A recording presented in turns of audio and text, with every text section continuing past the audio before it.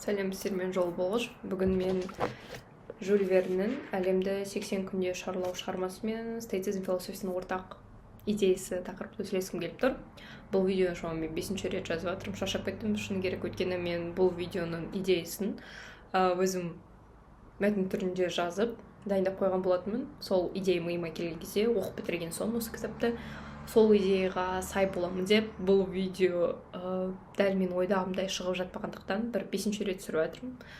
Ал мен көп уақыт жойғанды ұнатпаймын бұндай нәрселерге, сондықтан мына видео қалай бар солай шығатын болады. Алғаш рет әлемде 80 күнде шарлау кітабын 14-15 жасымда оқыдым шамамен. Сол кезде стоицизм философиясы не екенін мүлдем білмедім, және ондай сөздің бар екенін де білмедім, ондай ұғымнан, ілімнен. Қарап тұрсаң, көне грек ілімі, философияның көне грек бағыты стоицизм, және әлемді 80 күнде шарлау, балаларға арналған шытырман оқиғаның арасында қандай ортақ идея бар деп ойлауларыңыз мүмкін. Бірақ басты кейіпкер қазір менің ойымша стоицизм философиясын ұстанатын адам.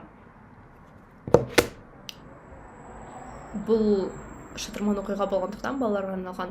Бұл жерде бізге автор ашып, шайнап, аузымызды салып бермейді. Мына жерде стоицизм философиясы, міне осы жерден бірдеме ал деген сияқты. Ол барлығын астарлап тығып қояды, және бізге кейіпкердің жай ғана өмірін және онымен байланысты оқиғаны дамыта отырып, егер байқасаң өзін тауып ал дегендей бір подсказка қалдырады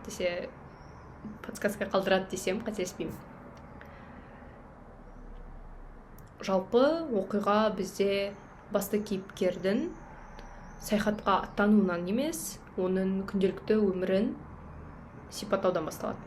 Яғни оның күнде жалықпай бір нәрсені істей беретін адам екенін, күнде өзінің әдеттеріне өте берік адам екенін, және ол ешқандай артық нәрсе істемейді, сондықтан ешкім ол туралы артық еш нәрсе, ешқандай ақпарат білмейтінін суреттейді бізге жазушы.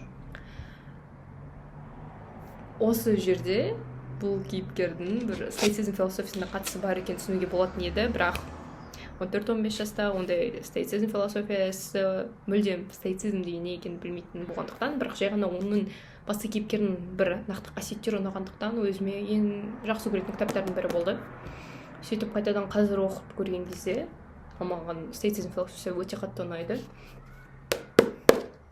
Басты кейіпкер қандай? Өте мықты адам. Неге? Фан факт, осы жерде басталатын шығар. Жан жақта хаос болып жатыр. Бірақ басты кейіпкер мүлдем саспайды.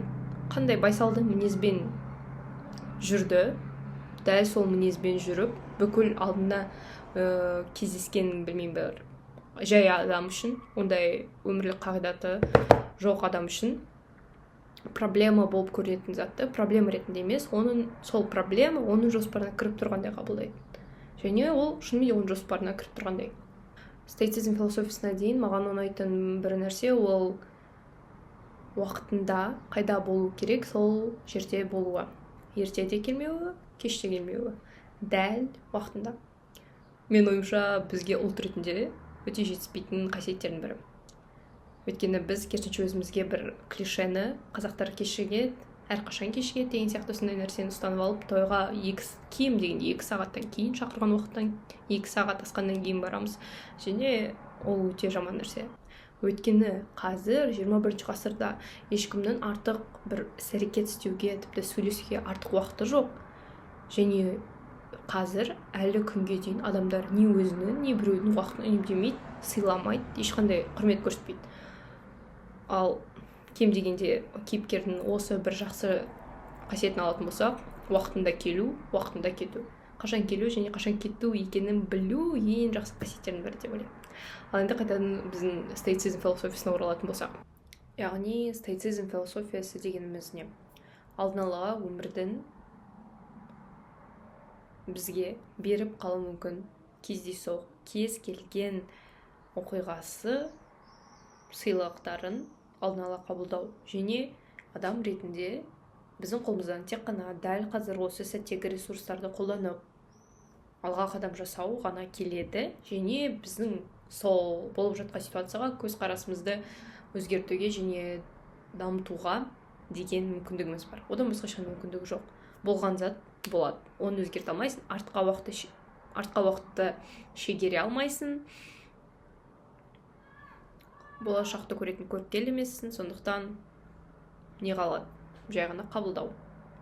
Ал мына 3 стадия бар ғой, айтады ғой, кез келген тіпті ұрыс, тағы бір нәрселерде басында ашуланады, сосын түсінеді, сосын қабылдайды.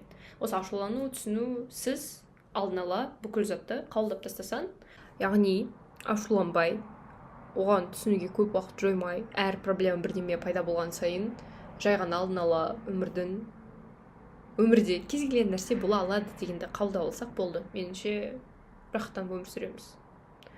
Өйткені ештеңе сенің қолыңнан келмейді деп аяқты аспанға көтеріп қойып дым істемеу емес. Қазір қолында не бар, не істей аласың, сонымен алға қадам жасай беру дегенімен өмір саған бір сыйлықтарын бергісі келсе, сен оны алдын ала я бар деп өзінің жаңа мына кітаптың басты кейіпкері секілді өзінің жоспарына салып қоясың да болды. Не болса да, ол сенің жоспарында бар. Не болса да, менің жоспарыма кіреді дегендей. Ал сол не болса да, мен өзім алға қойған мақсаттарыма, өзімнің қолымда не бар, сонымен жүре берем дегенді. Болды, осыны айтқым келді. Сол қорытындылай келе айтарым. Мен үшін стоицизм деген ол әр адам өзінің алға қойған мақсаттарына, қолында не бар, қандай ресурс бар, дәл қазір осы сәтте барлық болып жатырған фактілерді қабылдай отырып, алға қадам жасай беру.